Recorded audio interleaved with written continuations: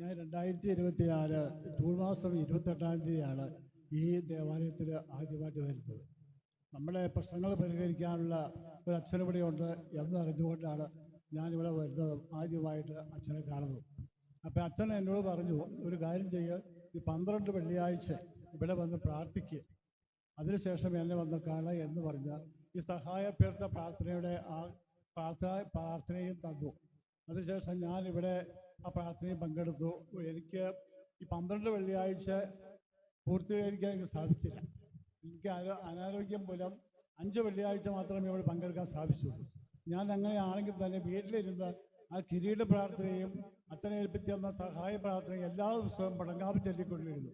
മാത്രമല്ല വെള്ളിയാഴ്ച തോറും ഞാൻ ആ നൊവേനയും ചൊല്ലി മാതാവിനോട് പ്രാർത്ഥിച്ചുകൊണ്ടിരുന്നു. അങ്ങനെ ഇരുന്നപ്പോഴാണ് എനിക്ക് മറ്റൊരു പ്രശ്നം എൻ്റെ വീട്ടിലുണ്ടായത്. എൻ്റെ മകളിലെ ഒരു 3 വയസ്സായ കൊച്ച് ഞങ്ങളുടെ അടുത്തുണ്ടായിരുന്നു. അവരെ കുവൈറ്റിലാണ് ജനിച്ചതും. അതിനുശേഷം അവന് തീരെ സുഖമില്ലായിരുന്നു. അവന് എന്തും ലൂസ് മോഷനായിരുന്നു, അതുപോലെ തന്നെ വർത്തമാനം പറയാനും എല്ലാം ബുദ്ധിമുട്ടായിരുന്നു. ആ അവസരത്തിലാണ് ഞങ്ങളുടെ അടുത്ത് കൊണ്ടുപോയി ഒന്ന് ആക്കിയത്. ഞാനും എൻ്റെ ഭാര്യയും മാത്രമേ ഉണ്ടായിരുന്നുള്ളൂ ഞങ്ങൾ അവരെ നോക്കാൻ. ഞങ്ങൾക്ക് അനാരോഗ്യം മൂലം ഞങ്ങൾക്ക് പ്രായാധികമാണ്, ഞങ്ങൾ ഹാർട്ട് പ്രോബ്ലത്തിന് മരുന്ന് കഴിക്കുന്നവരാണ്.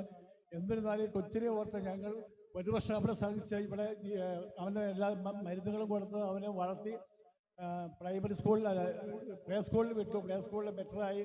അത് കഴിഞ്ഞ് എല്ലാവരും പറഞ്ഞ് 1 വർഷം കൂടി ഇവിടെ വിൽക്കാൻ പറഞ്ഞു. അവിടെ ഞങ്ങൾ അവിടെ ഒരു LKG ചേർത്തു.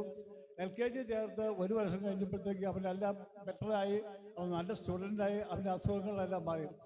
അപ്പം അങ്ങോട്ട് തിരികെ കൊണ്ടുപോകാൻ വേണ്ടിയിട്ട് നോക്കിയപ്പോഴാണ് മറ്റൊരു പ്രശ്നം. 5 വയസ്സിന് മുകളിലുള്ളവർക്കെല്ലാം വിസ ബാൻ ചെയ്തിരിക്കുകയാണ്. ഒരു കുട്ടികൾക്ക് വിസ കൊടുക്കുന്നില്ല.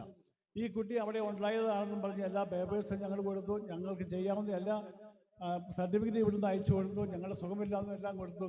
നമ്മുടെ ഈ മാർച്ച് കഴിഞ്ഞ 12-ാം തീയതി അവർ മിനിസ്റ്റേറ്റ് ചെന്നു. മിനിസ്റ്റേറ്റ് ചെന്നപ്പോൾ അവർ പറയുകയാണ്, ഒരു കാരണവശാലും വിസ തരാൻ പറ്റില്ല, നിയമം അങ്ങനെയാണ് എന്ന് പറഞ്ഞ് അവർ മടക്കി അയക്കും. എന്നെ മകൾ വിളിച്ച് ഒത്തിരി വിഷമത്തോട് പറഞ്ഞു, ഡാഡി നിർവാഹമില്ല, കൊച്ചിനെ ഞങ്ങൾക്ക് തിരികെ അങ്ങോട്ട് കൊണ്ടുവന്ന് നിർവാഹം സാധിക്കുന്നില്ല. അതിനിടയ്ക്ക് അതിന് മൂത്ത കൊച്ചിന് ആയുർവാനിയാണ്. ഞാൻ ആയുർവാനിക്ക് ഞാനൊരു ടൂറിസ്റ്റ് വിസ വിസിറ്റിംഗ് വിസ എടുത്ത് അവനെ കൊണ്ടുവന്നിട്ട് ആയുർവാന കഴിയുമ്പോൾ തിരികെ കൊണ്ടുവിടും. അപ്പം മറ്റു മാർഗങ്ങളൊന്നുമില്ല എന്ന് പറഞ്ഞ് അവിടെ എന്നോട് കരഞ്ഞു പറഞ്ഞു.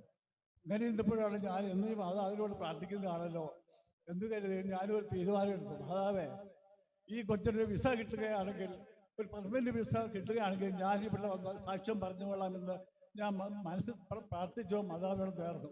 അങ്ങനെ ആ 13-ാം തീയതി 12-ാം തീയതി കിട്ടായിരുന്ന വിസ ഈ കഴിഞ്ഞ ഞായറാഴ്ച വീണ്ടും ഞാൻ ചെല്ലാൻ പറഞ്ഞ് വിളിച്ചു.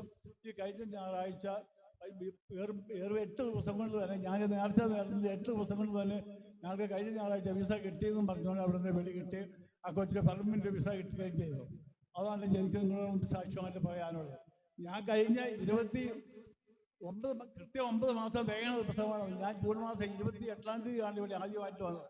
ഇന്ന് മാർച്ച് മാസം 28-ാം തീയതിയാണ്. കൃത്യമായ ഈ 9 ദിവസം പൂർത്തിയാവുന്ന ഈ 28-ാം തീയതി തന്നെ എനിക്കിവിടെ സാക്ഷ്യം പറയാൻ സാധിച്ചാൽ പരിശുദ്ധമേ മാതാവേ അങ്ങേക്ക് 1000 നന്ദി പറയുന്നു. യേശുവേ നന്ദി, സ്തോത്രം.